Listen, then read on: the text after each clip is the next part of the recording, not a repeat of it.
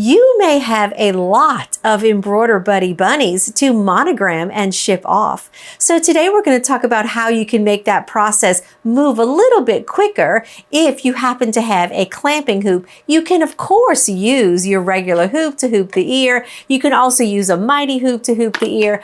But if you have so many of them to ship off, you may want to consider using a clamping hoop if you have one. You can slip the ear in, monogram it, pull it off, put the next one on. Just makes the process move just a little bit quicker. So I'm going to talk to you about the process of using a clamping hoop for doing your bunny ears, and then we're going to talk a little bit about shipping them off to their forever homes. This bunny is finished, so we're just going to unclamp it. This one is 1645. I love that color on the ear. And then you have your next one already ready to go. And that's why I use pins, because I never lose sight of the direction that I want to go in. And then you just slip this into the clamp. Okay, I have the next one in. I'm just going to clamp down and we're ready to go.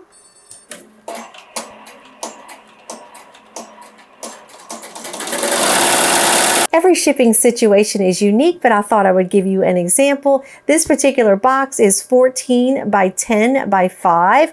The two bunnies fit perfectly in there. These bunnies are traveling a little less than 2,000 miles, and the price is going to be $11 via USPS.